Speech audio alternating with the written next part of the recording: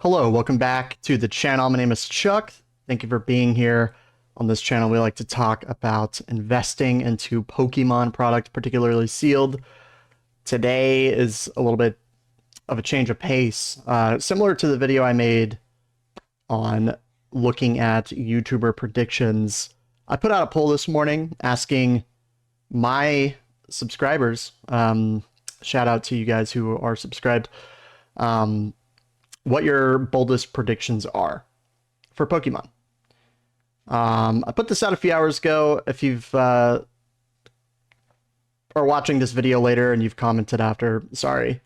But we're gonna go through today, and I'm gonna actually rate my rate the predictions commented down below, and talk about my thoughts to a lot of them. And then we're also gonna go check out Reddit. There was a post recently about where do you see the hobby in 5 years? And then I'm going to also go back and look at a post from 6 months ago, see kind of what people are thinking then too. So let's get into it. My viewers, hello. Love you guys.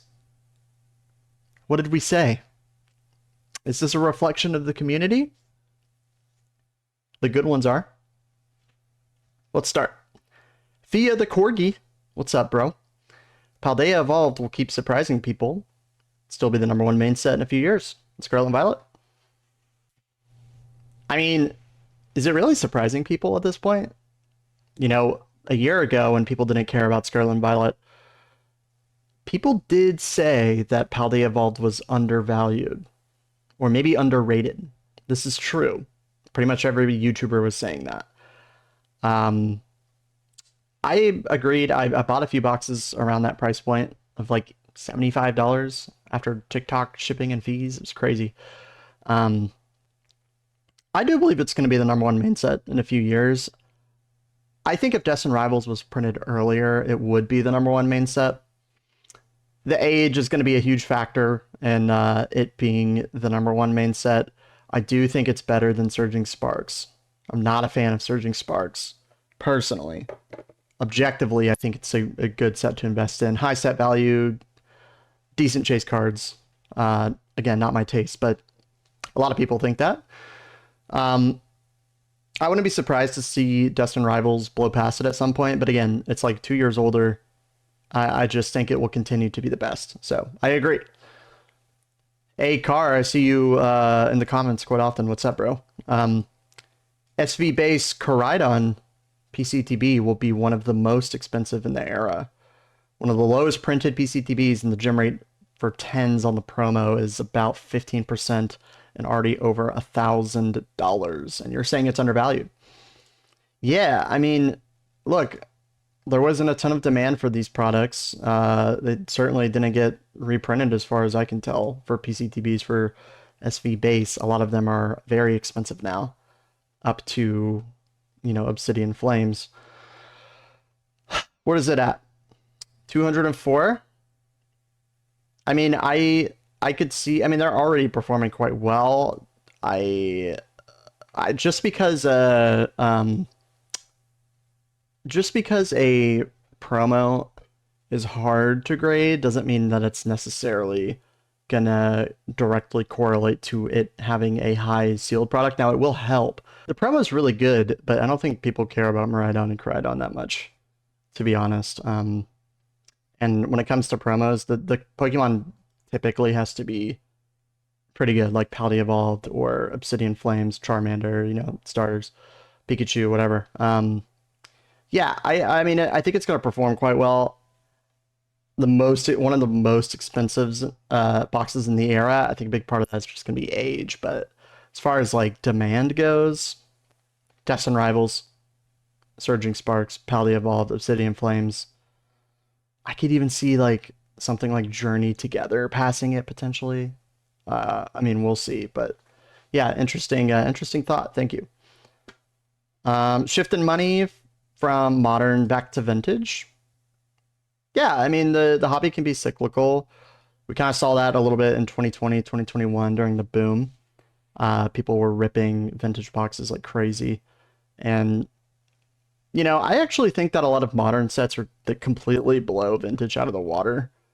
vintage is cool because it's nostalgic, and a lot of sets aren't good, but you could expect money to be moving in different areas of the hobby from Sun and Moon to XY, black and white, all the way down to base, and then, to modern. It just depends on where people think where demand is and what's available, and where people on the flip side can perceivably make money. So, yeah, I think we're even seeing a lot of that now, especially with stuff like XY, which can we call that vintage? I'm not sure. I think vintage is typically 20 plus years in most other spaces, but I think in Pokemon it maybe applies a little bit more. Cool. Let's see. Prismatic PCTVs will be the most expensive box, period, of all of the era in 3 to 5 years. More expensive than any booster box. I could see this being true for sure. This is probably the best set of the era. In my eyes, it is. The set value doesn't lie. It's still over $5,000. Evolutions. You have some other great supporting SIR artwork and the Shinji's Roaring Moon and then Iron Hands and a bunch of other stuff, right? And Master Balls, God Packs. This set, I think everybody in the space, there's a lot of topic on buying Prismatic at the current prices, right? But we all agree long term it's going to perform really well. And the PCTB historically up until this point, although not a ton of data, we can expect it to be either the or one of the top performing products. And this is the best set of one of the best products. I wouldn't be surprised to see that. Thank you, Daver. Appreciate it, bro. I think this was the maybe the first comment on the post. Collectible Lego Pokemon releasing next year will be a better investment than Pokemon cards. I was confused, and he elaborated. Pokemon is one of the most collectible themes on the planet. Yeah, biggest IP, we know this. And Lego, one of these sets, once they retire, they'll become rare and desirable, which has been true for a lot of Lego sets in the past, as far as I'm aware. I know Rudy invests in them to some extent. To be honest, I don't know a lot about investing in Legos. It's a match made in heaven. I could see the Lego plus the Pokemon, loads of different avenues as they can explore as well. Adding promos to Lego sets, that'd be interesting.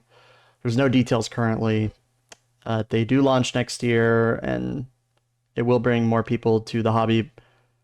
I think it'll bring more people to Lego, if that makes sense. I don't know if Lego is going to be bringing more people to Pokemon. There's probably a lot of overlap there already. If you're investing in Lego, you have probably thought about or are investing in Pokemon, if I had to guess. So maybe that's not true, but I feel like it makes sense. I disagree completely, for the record. There is a better supply and demand mechanic involved with Pokemon, in that there's a TCG driving sets going out of rotation, going out of print. People rip them more with Lego. If you're buying it to, there's less reason to open them, way more reason to open packs and Pokemon, and that's the main driving force behind it. So while I disagree, I do think it is kind of interesting, and clearly you seem to know about Lego. Well, I guess we gotta keep our eyes on Lego, bro. As if there wasn't enough money to spend on Pokemon already. Paldea will be the third most expensive main set. I mean, it's basically, I see the logic. It's already in the top three. I guess by this logic, you would be saying that Surging and Destined will pass them at some point, or Twilight.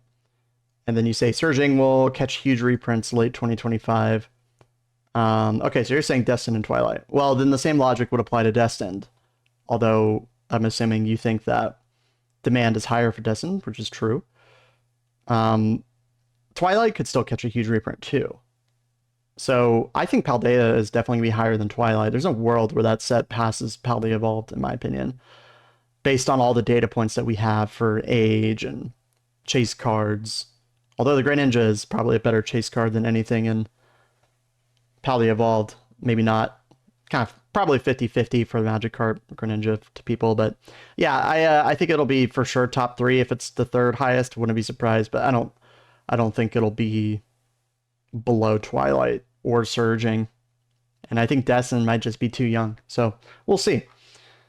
Mid or long term, what's up, bro? I know you comment a lot on my vids. Uh, Midterm, Sword and Shield will be 1,000 a booster box across the sets. Yeah, I mean, 3 to 5 years. A lot of them are already approaching $1,000. Fusion was like 900, so we expect a couple leg ups to be there. I mean, I wouldn't be surprised if they're 1,000 by the end of next year. And I know you clarified your definition of midterm and long term is a little bit longer than like 2-3 years, but I think it's a no-brainer. It's only a matter of time. Long term, anything graded from that's 10 from Sun and Moon tag teams is free money. Again, I see what you're saying. I know I watched Mimic Brew's video on the Gengar Mimikyu from Team Up. I would imagine that those are sets like that didn't get printed a lot, that have a lot of value and that are really desired. I could see those 10s going up and up over time just because there's not really that many more being released into the market at a high frequency, and they're all really, really strong chase cards. So yeah, Battle Styles will perform all SV main sets over the next 12 months. Let's take a look. Battle Styles. Sleepy Tyranitar, Urshifu, right? Was it $200 a box? 207. Twilight Masquerade is what, 250, 260, 240? Paldea is like almost 300. I disagree, bro. I don't think Battle Styles is going to outperform SV main sets. It might.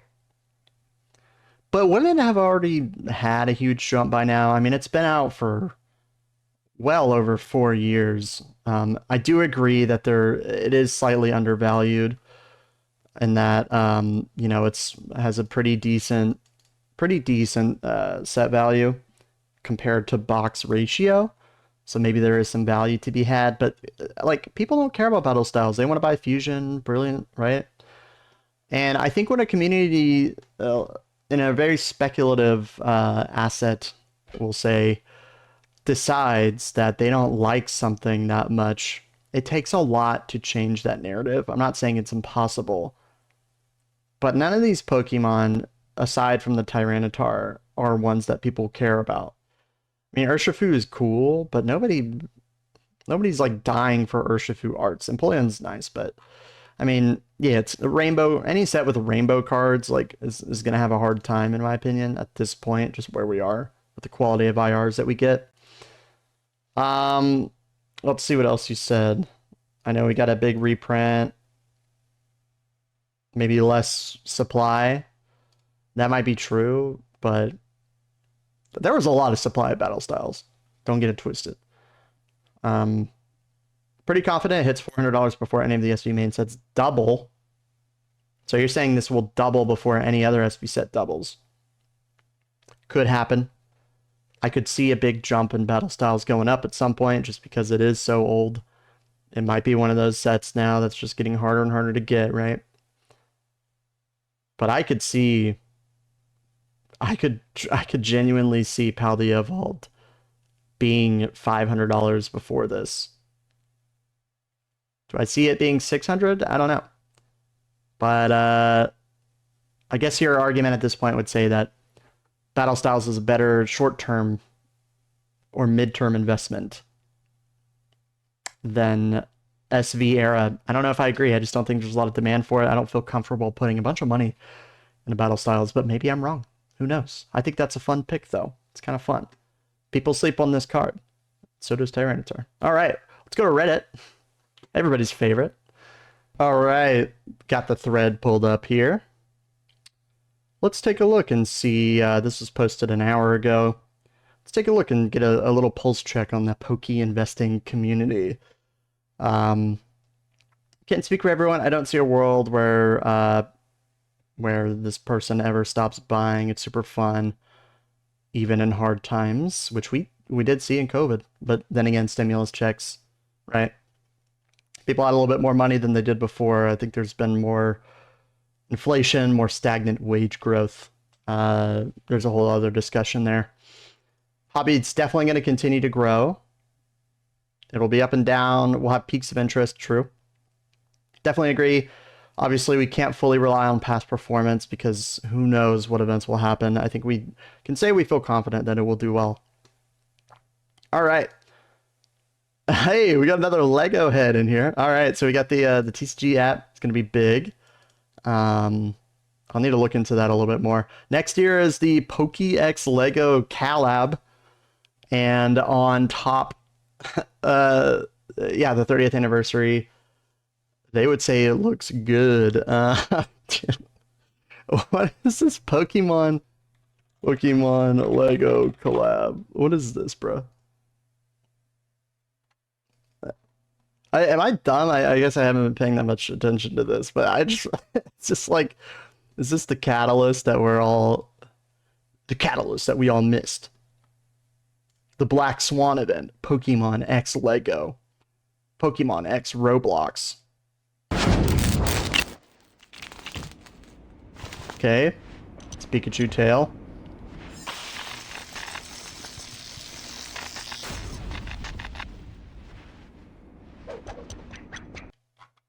Okay, there you go. I guess there's not a ton of information out yet. I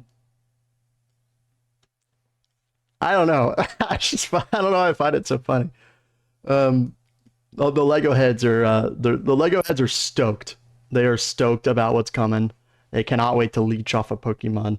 I mean, Lego's cool. Don't get me wrong, but like, I don't know how much of a financial impact this is going to have on the long-term viability and growth of like the trading card market as a whole. I don't know if I'd put it in, I mean, it is somewhat of a catalyst, I suppose. It's a pretty big, but it's like you could, don't they sell Lego Pokemon products at like Target? Maybe it's not Lego, it's like Block or whatever, like Mega Block. I don't know. Anyway, all right, moving on. Uh, this guy talks about his own experience thinking it was like Beanie Babies, millennials or older. You know, Gen Zs want to make more money with side hustles. I do think the investing side of Pokemon as like a legitimate collectible asset class is absolutely going to continue to grow. Pokemon knows this too. It is interesting to see like how they continue to market, if they even, I think they might continue to market towards those sectors and at least have an understanding of like, okay, we can make something for collectors and the TCG, and also for those who have a lot of money that they want to spend on our product to hold long term. So, let's see. Let's continue. Bigger than ever. Yeah, bigger than ever. Yeah, it's a pretty common sentiment. On one hand, you see the hype where it's at. Feels like there's going to be a correction at some point, being inevitable. But at the same time, the IP just continues to grow amongst adults, teenagers, children. I do think a lot of like Reddit communities are very echoey, and so yeah, there's more posts about like new to the hobby, what do I buy? You know, that's probably true to a broader scale, but I wouldn't like think about it too much. The IP is going to continue to increase over time, as we've seen with search results and the revenue and different avenues that they're expanding into. Pokemon theme park. It's been great that new collectors are interested in the hobby, aka kids. If kids can't get in the market, then the Pokemon company will be in trouble. So if there's no next generation to take over from millennials, then who's gonna invest? And on one hand, I think that's kind of true, but like Gen 1, 2, 3, etc., are always going to be popular. I think they still appeal to kids. There's a lot of ways for Pokemon to garner interest in their IP, which they've done a brilliant job, clearly being by far the number one. I think there's a lot of emphasis in general about like people being mad that like scalpers slash investors are taking product away from children. But like it's always been about the teenagers and the adults because that's who's spending the money. And the hobby's big enough to where new people are coming in all the time through different avenues. And I think the Pokemon company realizes that. Like even in Japan, I just read this article from Semaphore that according to these two research firms, Global Information and QI Research, the trading card market in Japan is expected to basically more than double its size by 2030 compared to 2023. And a big part of that is because Japan is going out of the country to find different avenues of revenue. There's an aging problem in Japan, and it's harder and harder to market to basically children who don't exist, who should be like being replaced in that society, which they're not. I think their average age is like super old, right? Might even be like over 40 or something. So they literally are being forced to go abroad to look for new customers just because young people are in decline. And we've seen that with sets like 151. Purely a Gen 1 set, one of those most popular amongst collectors and investors, including myself. Those Pokemon are iconic, and they're going to continue to have a market amongst millennials and, in my opinion, teenagers and kids too. So they almost like transcend the IP itself at a certain point. Just kind of interesting. Literally everybody knows Pikachu. It's probably one of the most, I feel like Pika Pika is like, if you go to any fucking like desert island, they'll like know the words like Titanic and Pika Pika or something. I don't know. That's stupid, but yeah, pretty interesting. This guy, oh, that's the wrong post. Here we go. Graded slabs are good. Okay. Everything on sale. Massive dump. 10 years. It's all triple again. I don't see this being the case at all. It's only going to be more scarce in 5 years. You could say the same thing. What came out 5 years ago, right? A bunch of shitty Sword and Shield sets, but even those are up. I don't think there's going to be a massive dump of anything in Pokemon just because of the mechanics behind how it increases in price. So I don't know. Call that for what you will. Let's look at a couple from 6 months ago. This is pretty interesting. Let's see what people were saying. For every sealed collector, there's 1,000 people opening stuff like savages. Yeah, I mean, this is a very Pokeinvesting is very echo chambery in that we think that investors make up a giant portion of it. And I do think it's growing, but for the most part, people interested in the hobby are just ripping packs. And that will be the case probably forever. Sword and Shield arts. Best year Pokemon's ever had, 2025. Yep. Seems to be pretty accurate in my opinion. And I don't see it slowing down anytime soon for real. You don't get to have 12 predictions, bro. My prediction, Sword and Shield boom after Prismatic hype. We did see a boom in January. We saw another boom about a month ago. They're not making any more boxes. We're going to continue to see more legs up. Binder collectors being a good investment. This person's calling Prismatic. They haven't really done it too much. But yeah, I do think there's less of these being printed for sure. Could see these being well over 100 at the end of the year too. Surging to 400 a booster box. I don't think I necessarily agree with this. We saw some more boxes be dropped from Target. I wouldn't be surprised if we see more. Not to say that it can't, but I'm not sure this is going to happen. I wouldn't count on it. I believe the current Pokemon bull market will continue as long as they allow it to.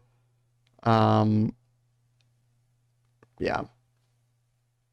I don't know. That's a lot of words, but yeah, it seems like people had a similar opinion 6 months ago or so. I think I'll end it there. It's always nice to, or not nice, but it's kind of fun to go back and see what people were saying, and what people's opinions are now, and battle styles. I want this to happen, Greninja. I think that would be sick. Legos. Hey, keep your eyes on the Lego sets, guys. You heard it here on PokeChuck. We have all of the most we got boots on the ground on the forefront cutting edge of where Pokemon's expanding. So, hey, don't be surprised if all investments double because of Lego. So, anyway, let y'all get back to your day. Appreciate y'all watching again. Thank you again for your support. I still can't believe we're here. And yeah, I have memberships active. If you want to do that, you are absolutely not obligated to.